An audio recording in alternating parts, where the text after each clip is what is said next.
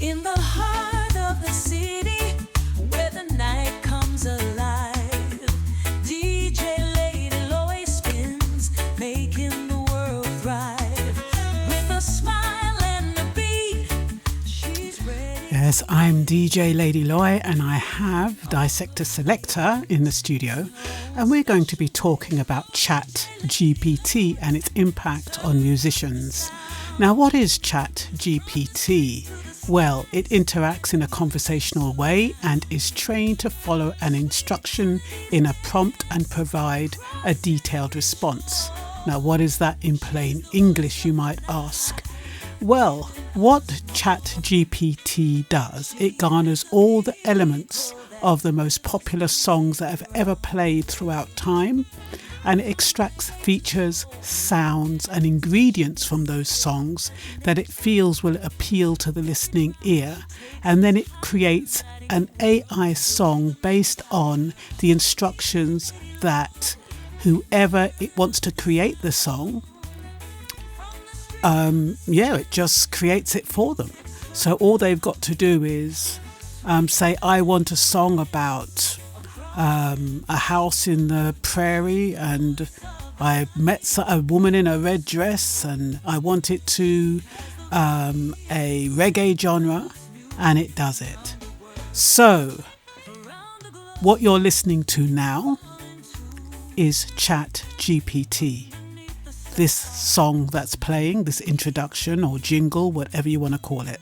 Every heart beats to her magic sway. DJ Lady Loy, you're our night and day. And from sunrise to sunset, her playlist won't stop. She knows how to elevate. So, Dissector Selector, what are your thoughts on ChatGPT? I'm astounded. This is the first song that I've heard that I've been told is categorically created in the way that you described. Listening to it now, I feel like there could be many others and I wouldn't have even known the difference, because the sound quality, the instruments, the production, everything is on point. And like you say, all someone's done is described what it is that they wanted, and it's created this special or dub plate for you. It's concerning more than anything else for me. There are so many artists that have gone through so much struggle in order to make music their livelihood, in addition to it being their passion. How can you be or maintain your passion for your artistry when people are able to do something like this? Yeah, I'm really concerned as well, because, you know, you can have somebody like Buju Banton, or you can have any artist at all, and they can take a millisecond of the track and combine it with something by Torres Riley, or combine it with somebody from another artist. And those artists, because it's just a millisecond, they might not even be able to identify what element of that creation is theirs. So... And I think as well, because I do a sample-based show, and I don't know whether it's changed now, but I know when I first started doing it, there was very much this guideline of not being able to sample more than 10 seconds of someone's song without their permission. And so with you now speaking about milliseconds, I think it's almost a case of, even if they could identify their work in someone else's work, how do you take someone to court over a millisecond of what it is that you've said or voiced, for example? Yeah. Well, what's interesting is that there is a company, I think one of ChatGPT's competitors, and they are actually being taken to court over some copyright infringement. And while some believe that you can use up to 3 to 10 seconds without implication, it does appear that there is no fixed legal limit on the amount of song you can use without permission before it becomes a copyright infringement. Any amount of the copyrighted song, even a few seconds, can be a violation if it's a substantial part of the original work according to PRS. It's not about the length, but it's whether or not a substantial part has been copied. Okay, so are we talking about, say, the chorus being more substantial or of more value than part of a verse or an intro? Or are we talking about it being substantial because of the amount that you're actually going to be reusing? Well, I don't think it can be the amount, otherwise it wouldn't be, regardless of the length, whether it's 3 seconds or 10 seconds. So when they say substantial, there has to be an element, I would think, in the song that is the artist's maybe signature, for example. Exactly. Okay, so some artists have like a tag or a catchphrase. Yeah, like Cargo. Right. He's got that. I can't think of it now, but I don't even know why I used him. But he's got that. Do you know what his thing is? I can't think of it. I can't think of it I'm now. thinking of Popcorn with his woyoy and them kind of things, or whatever the artist tag is. I can understand why that would be an implication if you was to take that and put it onto another piece of work, for sure. So I was talking to a couple of musicians and asked them how they felt about ChatGPT, and one of them said to me that it's scary because ChatGPT, they can write songs quicker. They don't need the studio time. They don't need to get the musicians. They don't need to get the engineers or the equipment, all of which costs money. Mm-hmm. So that is the scary thing. I think because I've had a similar conversation recently with an artist as well, but it was to do with a different area of the industry, but also one that at one point in time you would seek out a professional to do this specific task, and he's just described to ChatGPT what it is that he wanted, and that product has been provided to him like at no cost. And it's almost like we as humans, then what makes us indisposable? Because when you have, and somebody else pointed out the fact that on Spotify now, they actually have ChatGPT artists. So they're not actually real human artists. They are an artist who someone has thought about. I don't know whether they've thought about how they look visually, but they've decided that they want maybe, a white female artist who sounds like this, can reach these ranges and describe the song, like you say, the lyrics, the genre, maybe the beats per minute for the song. And there are actually playlists on Spotify that are being streamed and listened to that have been created by people who don't even exist. There's not a producer, there's not an artist, there's not an anything. How can you call that substance? But how do these artists, I mean, supposing they've created this artist, a ChatGPT artist, and it kicks off and you've got millions of fans, and then they want to see this artist on stage and perform, what happens then? I don't think it's a con thing in the sense of you'd think it's a human being. I haven't looked into it, and to be honest, I'm not interested in it. I wouldn't be supporting or endorsing something like that. But I would like to think that it is in a certain area of Spotify, or if it's created by AI, that it has a specific badge or an identifying mark. Like sometimes if you post something on Instagram, it will ask you to identify whether it was made using AI or not. And it's an option. It's something that people can choose to do or choose not to do. So when you see these things or images on social media, a lot of them are created by AI, and it is down to the person who's posting it, if they're being responsible, to mark it as being created by AI so that people don't believe that it's something real. But ultimately it's down to that person's morals or standards, or whether they want people to believe that it's real or not. Well, I think I can't say I got conned. I was given a sample of a jingle or a dub plate, and I was told, I was said, look, I can do a dub plate for you, and it'll cost you 200 or something like that. And this is the sample. When I listened to the sample, I said, that sounds wicked. And so I thought, okay, I'll pay for it.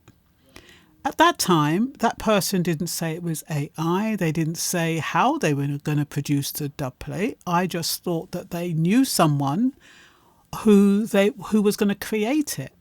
So when they sent me the dub plate, which was, I assume, done by ChatGPT, I said to them, look, I prefer to have a reggae dub plate. And they said, I'm not quite sure if it does reggae. And I'm like, what do you mean, it?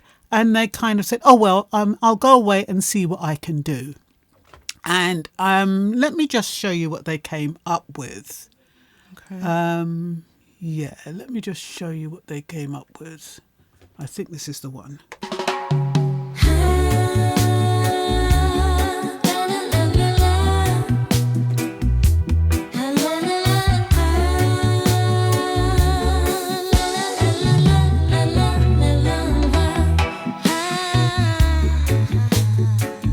In the heart of the city, where the night comes alive, DJ Lady Loy spins, making the world thrive. With a smile and a beat, she's ready to play, bringing all the flavors in her own special way. Now, it is only today. I've had that jingle maybe 6 months. It's only today I realised it's possibly been generated by ChatGPT. What made you come to that realization? Because I think when I was speaking to you earlier, you mentioned something. And then I went to my partner and I said, that jingle I did, do you think that was done by ChatGPT? And he says, yeah, it was. So I'm like, bloody hell. I spent nearly, goodness knows, I don't want to say how much, but I spent a lot of money for that. And I didn't realise it wasn't a human being. I realised afterwards when he couldn't be flexible. So I think this ChatGPT, I think it can only do so much. Or you'd probably have to pay maybe more to get the different variations. Or you would have to have the vocabulary in order to provide it with the exact information. You know, if you are, for example, if you were dealing with an international person and so the language is different, what you could describe, you know, they've sent you a dub and maybe it's more of an R&B genre and you've said you want it in reggae.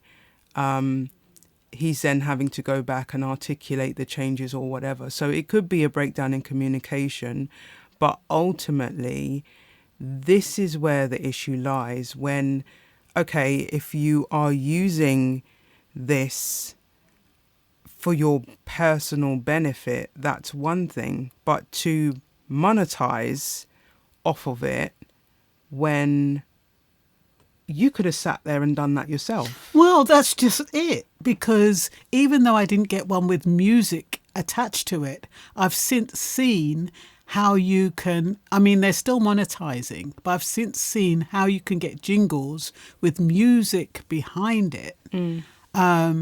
and you pay a little bit extra. I mean, I paid dry jingles for you can get 5 for about 20 quid.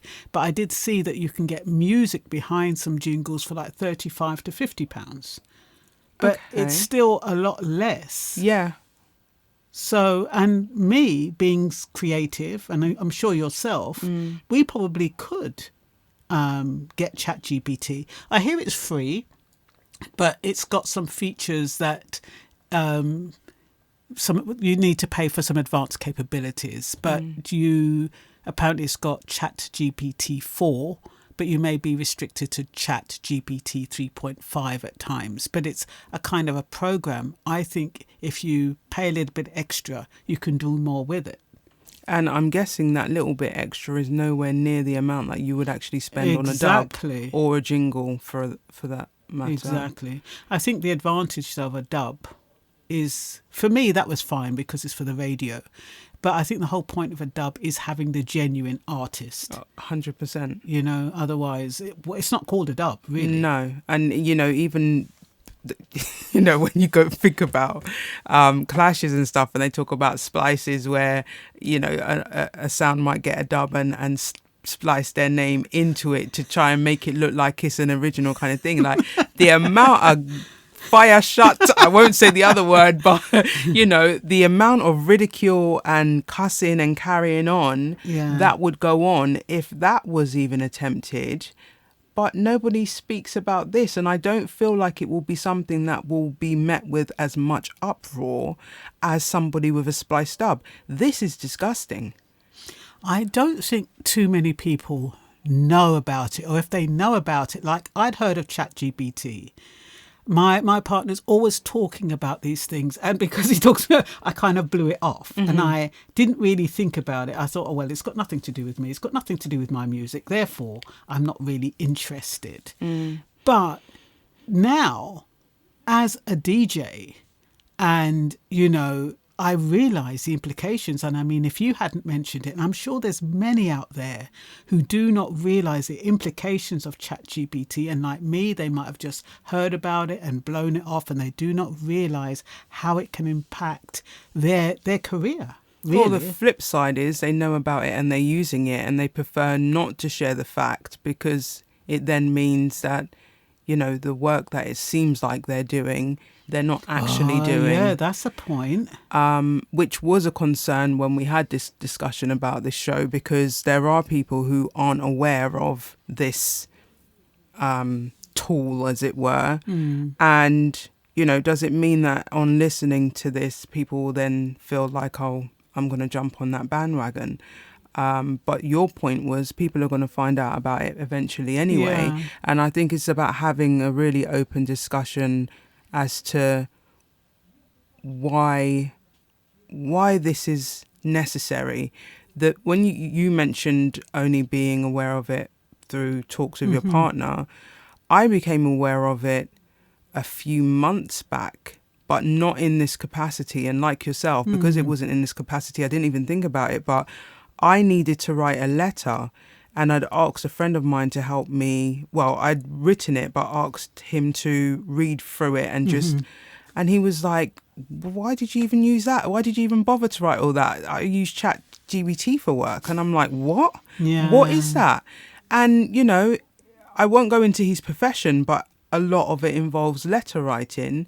And so he just said, just say this, or even a cover letter for a job. Yeah. And it literally just wrote this whole probably 5-paragraph letter outlining everything. Everything was punctuated. There wasn't anything that I could have added, and I just think, to what level does this go? You've got people employed in GP offices that are supposed to write letters. I've paid for that service before and received a very poorly written letter. When you have things like this, it means that that person's job isn't necessary. Exactly. A lot of jobs will not be necessary because of this. And it made me wonder how we as humans then, how do we validate ourselves if what seems to be happening is technology it's taking over the positions that used to be. Yeah, we're becoming dispensable. Exactly. And the NHS, I've even seen it, and now I'll pay more attention because I've seen ChatGPT on flashing across the screen, an NHS screen, which implies that they may be using it, or they're using, they're thinking about using it. Right. And I'd imagine a lot of organizations are going to use it, because we live in a world where everybody wants something quickly, and they are talking about humans are emotional, they're unreliable, they go off sick, they have maternity leave, and they want something that is reliable, that can do the work for them consistently at a good and high standard with minimum errors. So this is the answer to their prayers. But human beings, what happens to them? Well, you say that, and I was kind of thinking after we had our conversation earlier, what is the difference between an artist writing a song and ChatGPT writing a song? And the answer that came straight to mind was emotions and feelings. And, these things technology can't feel.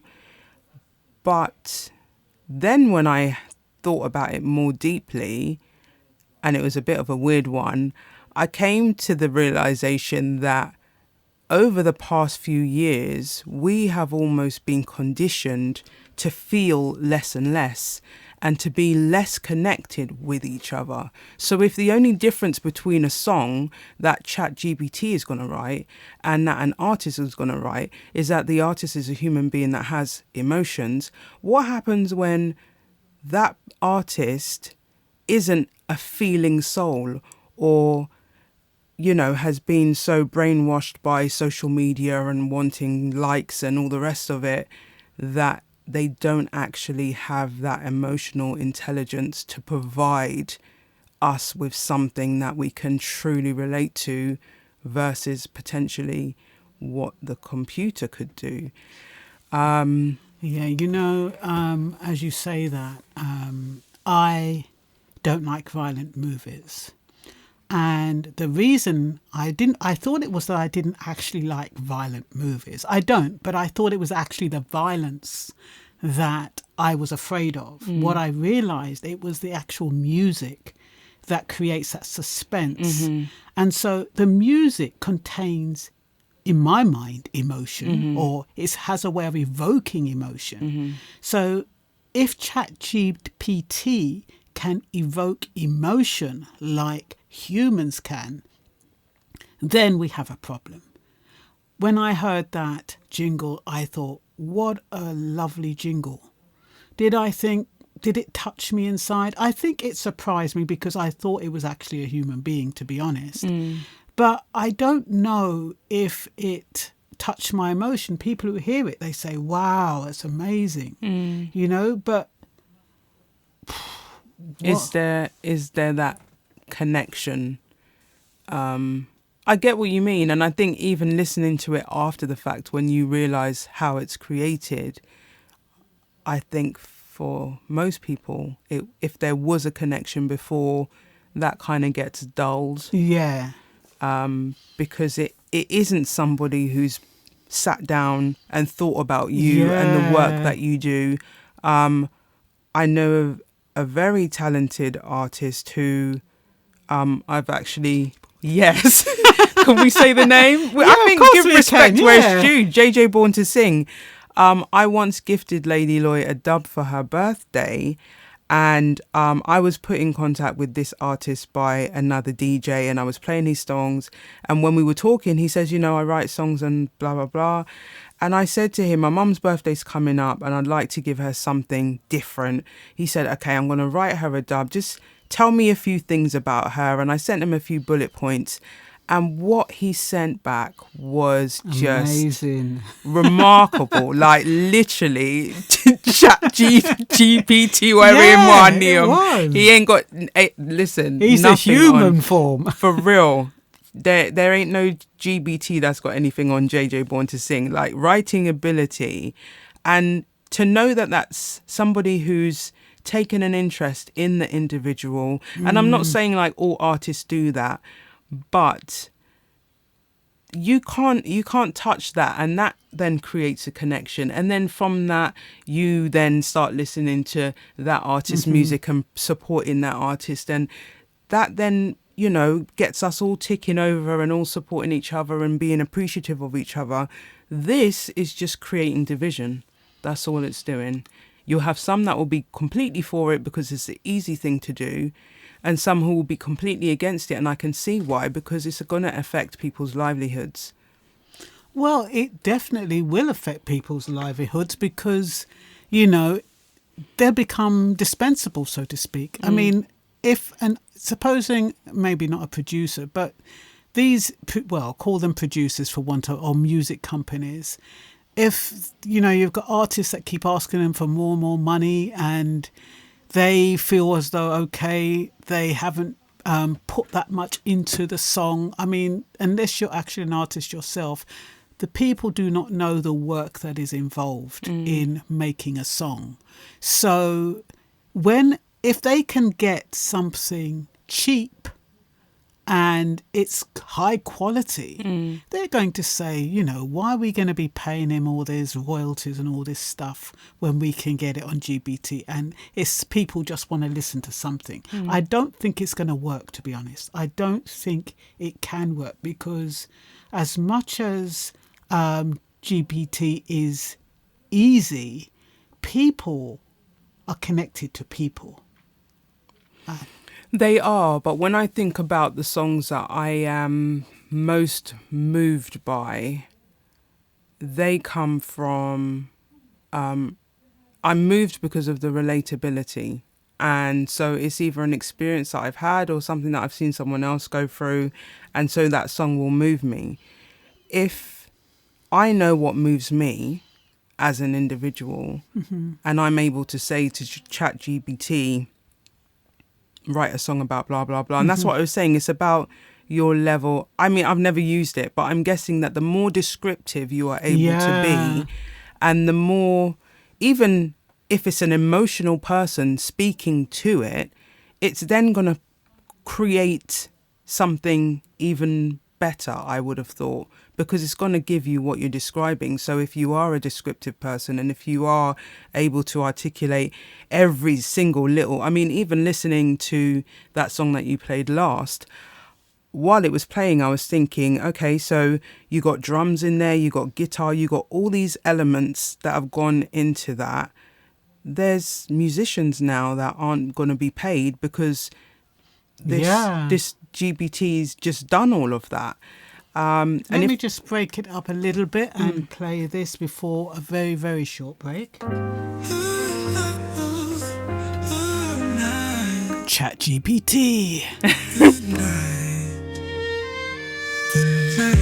Good night, good night. As the stars begin to shine, I send my love across the skies. From every corner of the earth, you're my treasure, my heart's delight. Good night, my sweet ladies, close your eyes. Dream of love that never dies. Whispers of the moonlight. Check out the Support for Support show with Dissector Selector every Monday 9 p.m. till 10 p.m. on Gold Standard Radio. Listen to the Sample Example Show on Mondays 8 p.m. till 9 p.m, where Dissector Selector dissects current tracks and takes them back to their roots. Unique in style, innovative in presentation is the criteria for DJs on Gold Standard Radio. Interested? Visit gold-standard-radio.com for details. Dream of love that never dies. Whispers of the moonlight, soft and clear. But you know what I think's happened now? Now that I know that that was created by ChatGPT, it's almost like I've separated myself from it. Creates a detachment. And when I was listening to it, I didn't get human vibes from it as much as the other two. The other two was like, wow. This one, I felt there was almost an element of, you know, a little bit of, yeah, I can hear that's not a genuine person. However, there are artists who also use things like, is it Melodyne and other things to make their voices sound better than they actually are. So, oh boy, I don't know. Yeah, it's a difficult one because day by day we are seeing that technology is taking over from humans. Starting off with the ATM machine, we don't use cashiers anymore. That, you know, you have to go and stand and use one of those checkout things, and it's just like daily humans are being replaced very, very slowly, and then they complain that there's a high unemployment rate. But ChatGPT is another contributing factor. 100%. I mean, you made a really valid point there. When you go into a supermarket, there's more self-service checkouts than there are people actually on the till. You might have 5 or 6 till registers. There'll be one person sat at a till, and then you've got all these self-service checkouts. And like you say, it affects the unemployment ratings. But this is just going to turn a lot of things on its head, and I don't see the benefit of it. I get that it's faster. I get that it creates consistency. I get that it does all of those things. But when you are, and people will create a dependency on it because it is able to provide those things, quickness and consistency, then what does your brain actually do for itself? We already don't use things like road maps because we have sat nav. Okay, so you don't have to get out your A to Z and figure things out. We already have, you know, features on our phone where you can talk to your phone and say, can you find me the nearest restaurant? Or your car, if you've got a modern car, will tell you that you're running out of petrol and where the next 5 nearest petrol stations are. We are gradually being encouraged to use our brains less and less. Yes. And like every other muscle, the less that you use it is the more that it's going to just disintegrate and not be able to function properly. What do you think artists can do about this? Or what do you think, but how do you think artists are going to react once they find out, if they don't know already? Like I said, you're going to have those that are, I just feel like it'll be a righteous and an unrighteous thing, if I'm going to be real, because the righteous ones are going to be in uproar and they are going to feel like they're being robbed, and they are being robbed. I mean, even with the artistry that they are putting their blood, sweat and tears into, it goes on Spotify, it gets streamed 1 million times before they get $1, and it's ridiculous. So they're already suffering. So this is just going to be making the situation even worse. And then you've got the ones who will take full advantage of it, use it to their benefit, maybe be able to release more albums than they ever have done before, because the prices will be minimal, the cost will be minimal. And I can speak from a producer's perspective. And yes, there have been times where I've maybe created a production and I'm like, I just want someone to put a violin on here, or I just want a saxophone on here. And I'll go to a saxophonist or a violinist and I'll say, you know, how much will you charge me for this? And, you know, it might be £60, it might be £250. If I don't have that money right now, it means that production sits there for however long until I'm in a position to make that payment, and then it's about mixing and mastering and paying, you know, artists and all the rest of it. If I can now go to ChatGPT and say, this is my production and I want some violins to sit in here at whatever beats per minute, I don't have to find that £60 or that £250. For me, there is no moral battle here. I would never use that for any of my work, artist, musician, instruments, anything. But for someone else who music is their life, their income, their livelihood, I think I can see where it would creep in and become an element that would be, useful and definitely be used. So when you say moral dilemma, are you talking about you wouldn't use it because you're going to deprive a violinist of that income? Because I was watching a Hawaiian producer. He was in his studio and he had all of this equipment, and he said, "Oh, I've just got to put some drums in here." And he was mixing. I don't know if he used the drums of an artist who had gave him a snippet and he was inserting that, or what he was doing. But there would have to come a point where, yes, because it's just a snippet, just say about 5 minutes or 3 minutes for you for a violin or a drum, that you would say, yes, I'm going to use ChatGPT. It doesn't make no sense hiring a violinist just for 5 minutes. So I don't think so much that there's that much wrong with it. But I think when you're using it for whole production and you're kind of allowing the whole band to lose an income because you can do it this way, I think then it becomes a problem. Buju was talking about how he cannot touch his CDs anymore and how his things go streaming in the cloud, and he just wants to hold one of his CDs or one of his vinyls. And this is a similar thing, because with ChatGPT, it's like, it's not in the cloud because there isn't a cloud, but it's just like, it's just out there, isn't it? Yeah. I think I'm just talking about me personally, and I'm not saying that there's anything wrong with a person who's got a production that they're sitting on and they need one last element and they use it to, each to their own. I'm just saying, for me personally, that first of all, there's nothing like live music.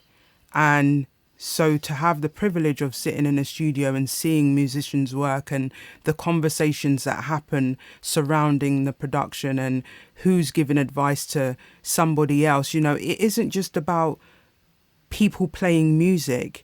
It's a culture, and it's a community, and it's encouraging, that there's a social element of it, which then creates the positive mental health element of it.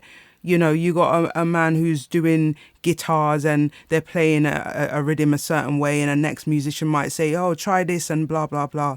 You cannot get that. It's organic, isn't it? Yeah. You I can't hear get you. that. I hear you. But do the listeners care? That is the problem. The experience of the musicians. You're a musician, and musicians will have this affinity with the process. But the listeners, do they just want to hear something, or something that sounds like something? I think there's different kinds of music listeners. You have some who just listen to music when they're in the car, or just listen to music if they go to a bar. You have some people who put on music, say on a Sunday, that's the day music goes on or radio goes on. You have some people who make music. You have some people who music is, like I say, their livelihood. So I think it just depends on how much of a relationship the individual has with music. For the majority of people that I know, we will care, and it will make a difference. And like I say, I'm not saying that any of my associates or, family, friends wouldn't use this. Definitely not, because there really isn't much difference to this and something like Splice, which has been something available for a very long time. It's a platform that has samples of different sounds, and people go on there, you buy a sound. It might be the sound of a bongo drum or a sound of a violin or a sound of something, and you pay for it and you put it into your program, Logic or Pro Tools or whatever it is, and you can stretch it and you can loop it and you can use it to make your production. So really, and that is something that I have used. But I believe that there's still creativity in that, because I'm not going to take that 3-second sample of a bongo drum and that's it. I want it in the 10th second and the 15th second, and I want it stretched a little bit, and I want it. So I'm still manipulating that sound and it's still involving me in the creation. Whereas just telling a robot, I want blah, blah, blah. Nah, that's... I'm wondering now if it's a young thing versus an older people thing, because I was interviewing a Filipino artist a few weeks ago, and I asked him about the chat. Well, I didn't call it ChatGPT because I didn't know it was called that at the time. I just said, what about AI being introduced in the music world? And he said he thought it was terrific, and he thought he could create different types of things. It gives him more room to grow, and it will help him to be more imaginative, and he saw it as a good thing. He's 23. So I'm wondering if ChatGPT is something that's going to appeal to the younger listeners versus the veterans and those who were raised with people like Dennis Brown, Gregory Isaacs and Elton Ellis and all of those types of artists. Whether it's going to make that much whether it's going to be an age thing versus whether or not it's right or wrong, whether it's morally right or wrong. I think the morals still come into the age thing, because I think as you go down the generations, the morals fall off more. But it's interesting you said the Dennis Browns and Gregory Isaacs and Alton Ellis is like, is this a black thing or a reggae thing? Are there any other genres that are exploiting this tool? And we wouldn't know about it because we don't particularly pay attention or speak in those circles. And it's something... Well, having said that, on Gold Standard Radio...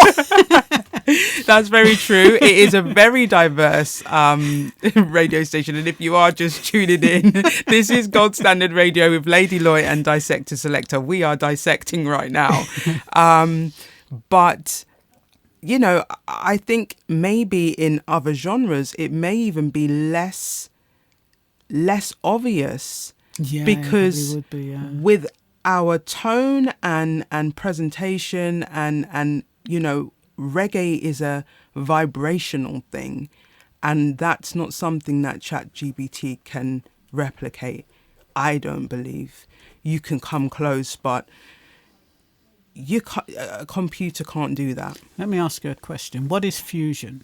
Sometimes when when I'm putting up my shows, and because I use so many genres and I played songs by bilingual artists from all over the world.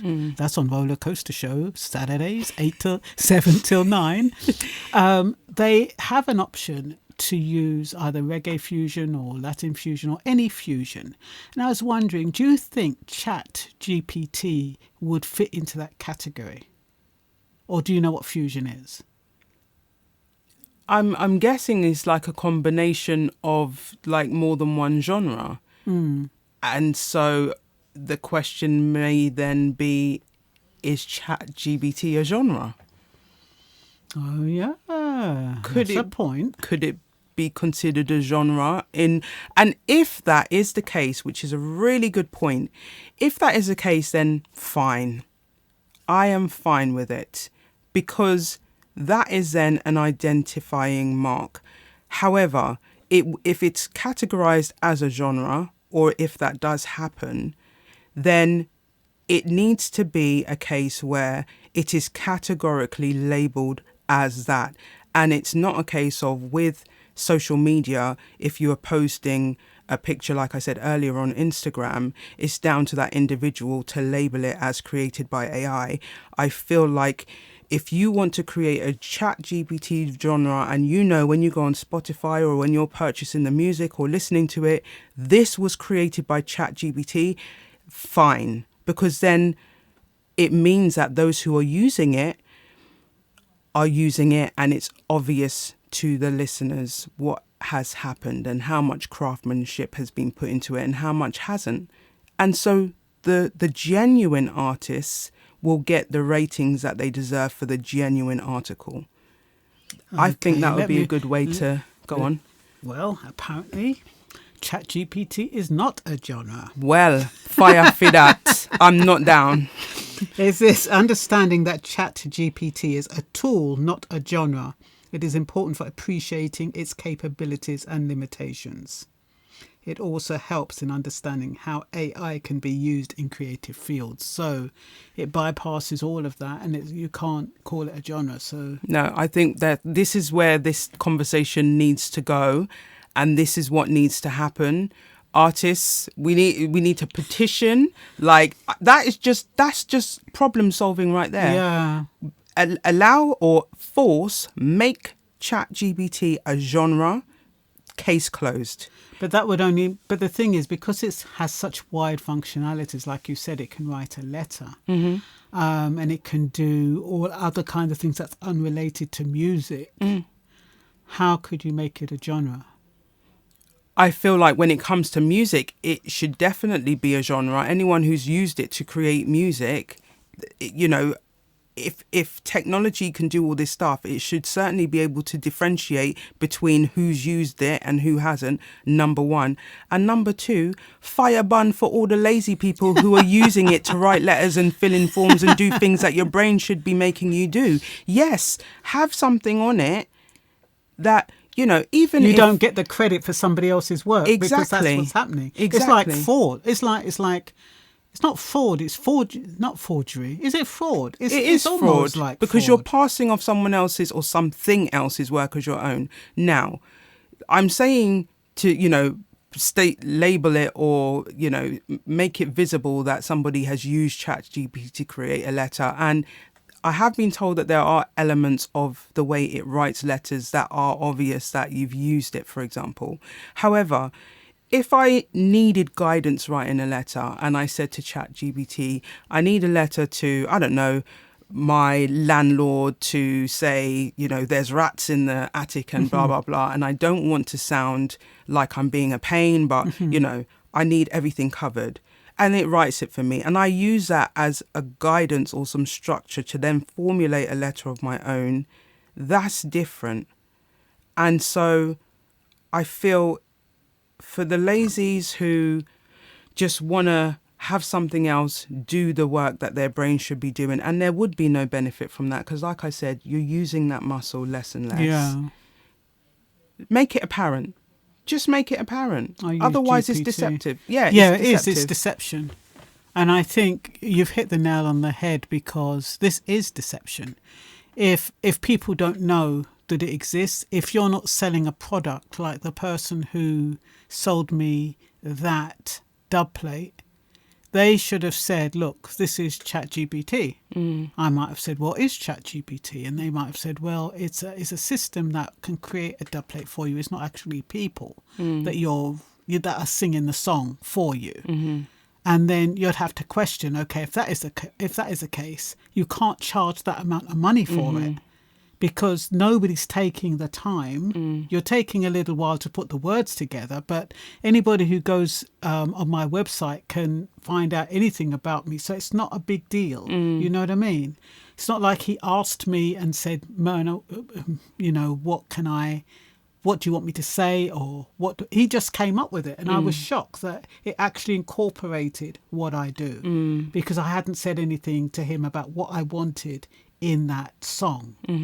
I was pleased with it, so I can't knock it. But it's just that I think it is quite deceptive. And I think that is where, like you said, it should either be a genre or people should explicitly say that they've used ChatGPT to create a particular song or a particular letter, whatever it is. And I think from a producer perspective as well, if it was a case where, you know, the elements could be labelled as ChatGPT, then from a moral standpoint, personally, I would then maybe feel more inclined to use it in those areas. Like I say, if I have been waiting for a violinist for 6 months or I haven't got the money and I just need this one thing to finish off the production, if it was labelled as violins by ChatGPT and other people are giving their credits guitars done by this person, blah, blah, then I'm okay with that. Yeah. It's the deception that I have a problem with. Yeah, I think you're absolutely right. So what can struggling artists, how do they compete with this program? I think it's down to exactly what we've come to the conclusion of. We need to fight this, and it's not even fighting against it. If you want to use it, use it. But it needs to be known that it is being used, and in what way. You know, vocal, you could have a producer who's done a riddim, like I've done a production. I might have 5 artists on the production. Maybe I wanted 7 pieces on the riddim and I can't afford to get 2 more artists. So, okay, you got 5 genuine artists and you got 2 ChatGPT artists. Yeah. You know, it's just being honest about it. Definitely. And I feel like genuine musicians and artists will continue to thrive if we can have this healthy boundary of things that belong to ChatGPT staying in that ChatGPT corner. You know, this song was written by blah, blah, blah, but produced by ChatGPT. You know, you have a ChatGPT playlist or ChatGPT artist, and you've got the real McCoys. And if the 2 sides want to collaborate, I have no objection, and I don't think anyone else would object. But it needs to be apparent, it needs to be clear, and people need to be transparent about what it is that they're doing. Okay, so we're going to be closing soon. So I'm going to play Taurus Riley's Microchip. Big tune. To close us out. And we'll have some final words because we've only got 10 minutes left. And yeah, so let's play this boom tune. Listen to the lyrics. This song came out in 2006, so nearly 10 years ago. Big up Taurus Riley. And no ChatGPT in this track. Fire for that. Greetings, earthlings. Don't let the computers destroy your life. Careful of the games they play with the modern technology. Oh, let me tell you, in this new age, Babylon culture, don't worship technology and bow to computers. Cause the microchip is gone, chip and failure, and bring you straight forward to creation. In this new age, Babylon culture, don't worship technology and bow to computers. Cause the microchip is gone, chip and failure, and bring you straight forward to creation. And now we're slowly depending on the machinery. Man, make the machine and get shopping. Slowly depending on the technology. Caught in the web and can't come out. In 1999, and I did that fret and worry. Wonder if the clock did that go stop in. Counting down the time, New Year's Eve, 2000 come and gone, and now you think things sweet. Mind you catch a virus on the internet, and be careful of the emails that you collect. I see the whole world gone computer literate, and to the birds and the bees them is illiterate. You've got access to everything on the internet, but experience, teacher, wisdom come from around your desk. Oh, the microchip is gone, chip and failure, and bring you straight forward to creation. Young Junior got a sad story, stayed awake late nights in a text glory. Long letters, long lines, night after night anticipated, meet a blind. Yes, Taurus Riley's talking about New Age, he's talking about Babylon culture and Caught in the web and can't come out of it. Jaja. So, but that is what it is, becoming dependent on technology. But when you meet Stacy, him almost go crazy. Couldn't believe what his eyes did that take place. Oh, all the emails, she was a email, and just a disguise. So what would you like to say, Dissector Selector, to close out this show? We need to fight the fight. And I'm not asking for anything that's unreasonable. I just feel like ChatGPT should be a genre. People should be transparent about what they're doing. I have no qualms about anyone who wants to use things. You know, we all like an easier life, but the flip side of it is by creating that much ease, you are now turning off certain elements of your own human being, your own purpose, and that should never be a thing to endorse. So I think what's happened though is that we've been groomed already. We've been groomed to be instantly satisfied. You'll find that we get impatient if we have to wait 5 minutes, or, you know, if you're looking on your phone and it doesn't load immediately, already you're getting erratic. You know, why is it taking so long? And there's only a few seconds. You know? But people have become like that. You know, you want things instantly, and when you want things instantly, the universe is creating a system that will give it to you, but it's at a price. And the price is so surreptitious, it's so sly, and you don't even realize that is what's happening, that we have been drawn in. And so people will use this model, this ChatGPT, because it's quick, it's fast, it can do the job of so many people, and it's efficient, and all of those kind of things. And what the Chinese and the Japanese are saying, you know, we just need robots, we don't need humans. Humans can just be lazing around and doing their own thing. They don't have to work, they just exist. And that is where we're headed with things like this. So if we lie down and accept it. But most people have already been programmed to accept it, and they don't even realize, unless you say to them, you know, if they're trying to load their phone, or if they're trying to see something on the internet and it doesn't load quickly, they're not going to realize how they've been impacted. So we're going to let Taurus Riley take us out. Did you have anything more to say? It's got a couple of minutes. No, other than I just feel that even having this discussion with yourself, it's been really helpful and eye-opening, and the irony of us both having conversations with artists surrounding similar things in the space of a week or two. I feel like this is definitely going to ramp up very quickly. I feel more people know about it than we know or would like to know. And I just feel, you know, no objections to it, but transparency is key. Okay, so let us get back to Taurus Riley. Greetings, earthlings. Don't let the computers destroy your life. Careful of the games they play with the modern technology. Let me tell you in this. So just remember, lock into Dissector Selector Mondays. 8 till 9 we have sample example. 9 to 10. Yes, we have support for support. And if you're interested in the new music and music from around the world, you can log into Lady Loy on the Roller Coaster Show, and she's on every Saturday from 7 till 9.